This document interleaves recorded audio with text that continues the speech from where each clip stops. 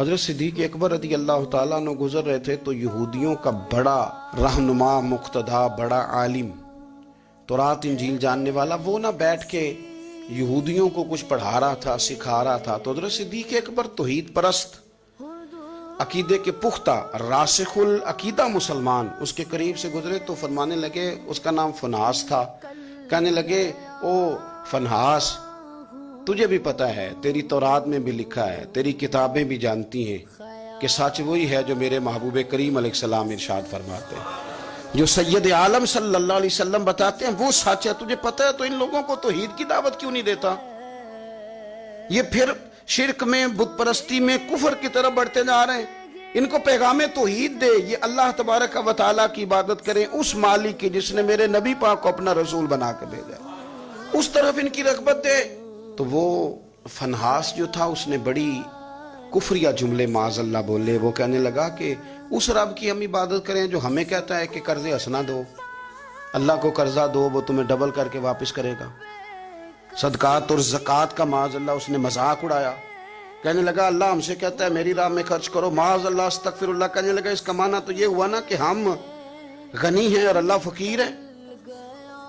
ہر سوال کے جواب میں دلیل نہیں ہوتی، کچھ لوگ جو ہوتے ہیں ان کا علاج کچھ اور بھی ہوتا ہے۔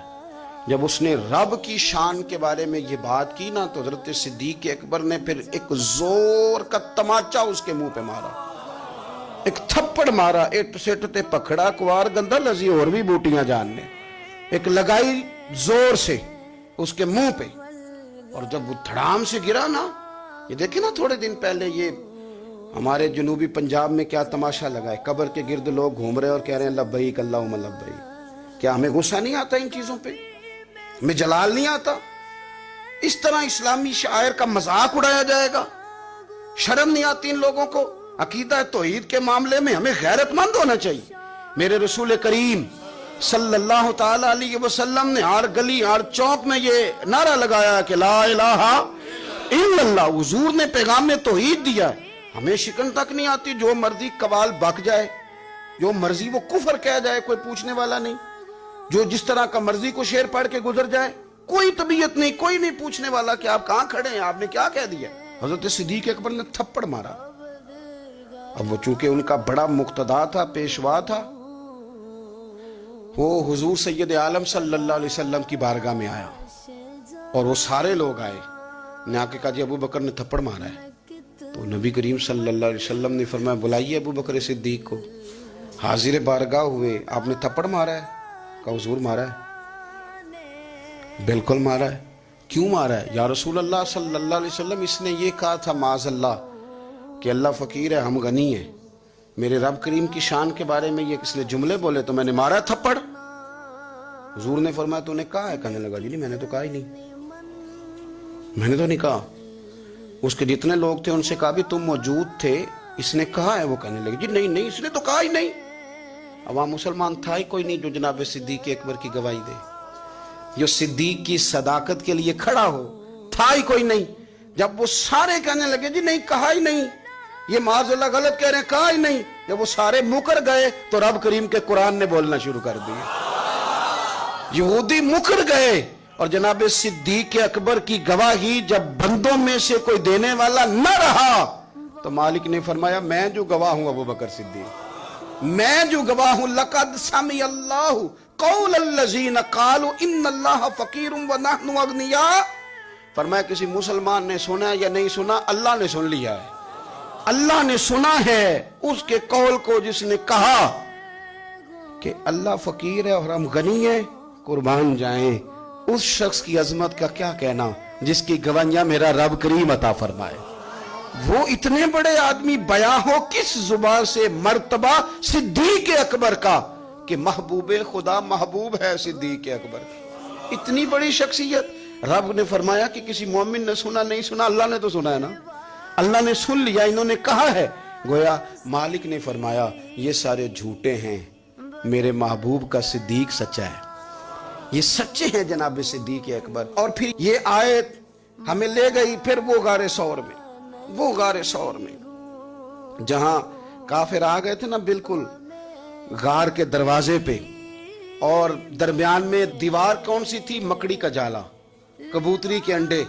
جناب صدیق اکبر گھبرائے، اپنے لیے نہیں، مدینے والے محبوب کے لیے۔ یا رسول اللہ یہ تو آ گئے ہیں، اگر انہوں نے جھک کے پیروں کی جانب سے دیکھا تو تکلیف پہنچائیں گے۔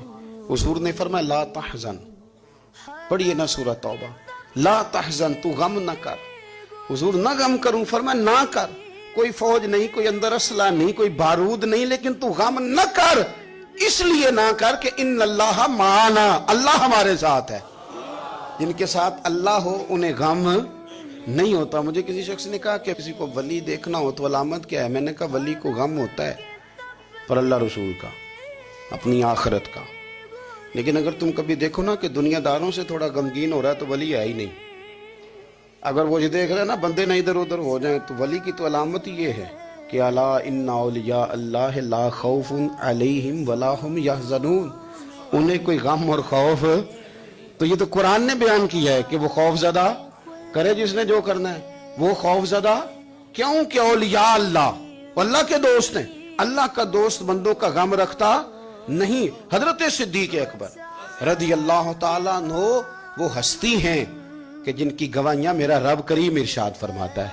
پھر آپ غور کریں اس بات پر، یہاں سے جو بات ثابت ہوتی ہے وہ یہ ہے کہ سچ بول دیں، سچے بن جائیں، سچ کے لیے کھڑے ہو جائیں۔ بندہ کوئی مدد کے لیے آئے نہ آئے، رب ضرور مدد فرمائے گا، وہ اپنے کرم سے مددگار بنے گا۔ سچ کے لیے کھڑے ہوں۔ آپ نے زندگی میں یہ نہیں دیکھنا کہ آپ کے پیچھے لوگ کتنے چل رہے ہیں، دیکھنا یہ ہے کہ ہم جس رستے پہ ہیں وہ رستہ سچے لوگوں کا ہے، وہ انداز ٹھیک ہے، ہماری سوچوں نے جو زاویہ بنایا وہ سچ والا ہے، وہ اخلاص والا ہے۔ اگر آپ للہیت والے ہیں تو چلتے رہیں چلتے رہیں چلتے رہیں۔ گھوڑا جب دوڑتا ہے نا تو کبھی کبھی جھاڑیاں بھی اس کے پیروں پہ آئی جاتی ہیں، لیکن شرط یہ ہے کہ وہ دوڑتا رہے، منزل اس کی ٹھیک ہو، دوڑتا رہے۔ وہ اگر جھاڑیاں کبھی پیروں کو لگ جائیں گی تو پھر اتر بھی جائیں گی، لیکن اس کا کام یہ ہے کہ وہ دوڑے، چلتے رہیں اور حق کو نہ